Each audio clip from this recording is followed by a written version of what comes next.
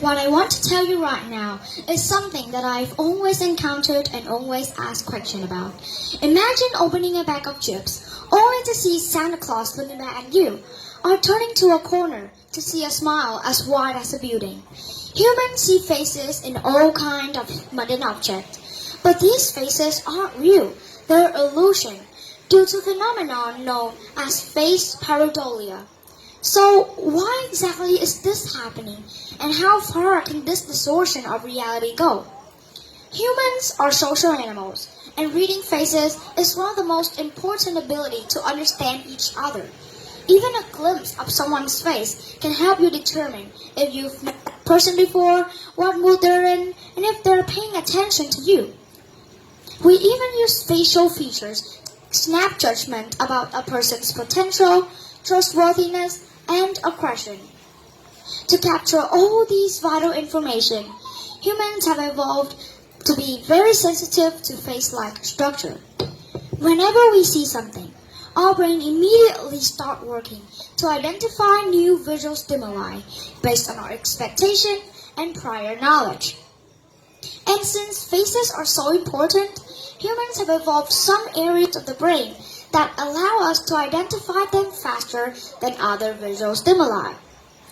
While realizing most subjects lose our brain for about a quarter of a second, we can detect a face in just a tenth of a second. But brain imaging studies have shown that areas may actually be too sensitive, causing them to find faces where they don't exist. In one study, participants reported seeing illusory faces in more than 35% of the per noise images shown to them, despite the fact that nothing was there. It may seem related to the fact that our brain can be so wrong so often, but these faces may actually be a byproduct of something with an evolutionary advantage.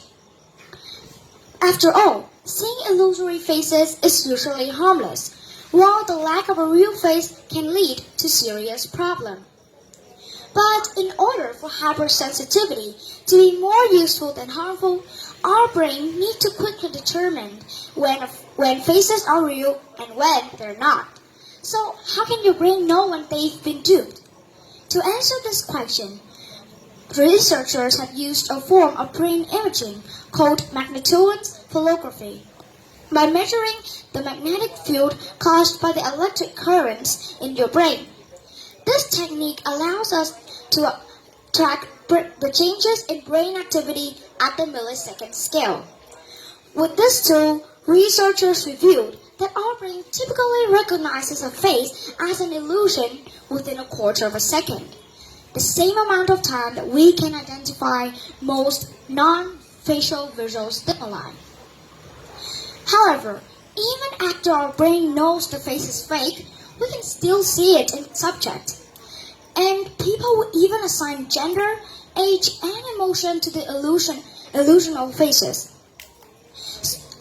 So next time when you see an unexpected face in a coffee cabinet or car, remember that it's just brain working overtime, so as not to miss the face that really matters. Thank you. All right, Layla. Well, do you think it is easier to see through an object or a person? And what do we need to see through a person properly? Accurately. So first, with your first part of the question, it's actually we can see it in both objects, both subject, both the object and both human, because human already have the face, and I'll come here with something that we should probably look at a human. But with objects, it may actually be more difficult, but just a little bit, because as you can see, we can detect a face in just a tenth of a second. And pareidolia is a phenomenon which means you look at something and you see the second thing in it, and it's just a part of a second, and you understand how fast is a second. So it's both like equal to each other. It's just that a person have a face and you can see it right away. But now I will come to the thing that we should probably look at a human.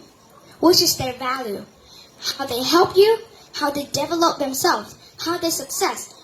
You learn from it. Thank you. And you've labeled one of your friends bad. I mean, maybe someone. Someone has labeled his friend as bad.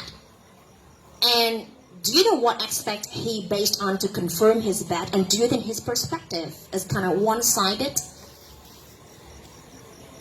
Well, I think like how he think his friend is bad, it's just based on how his friend treat him and basically how he think his friend would be like.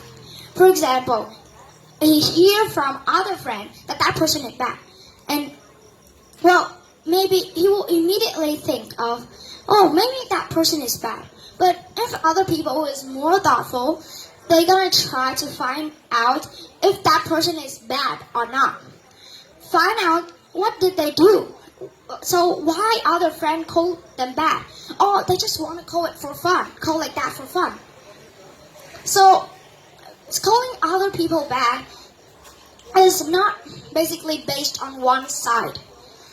But sometimes people who are not really thoughtful gonna call some people bad right away just because of other people saying to them or how they immediately look at that person. If that person is ugly, for example, just a kid, well, look at another person. Oh, that person is ugly. Maybe that Thank person you. is bad.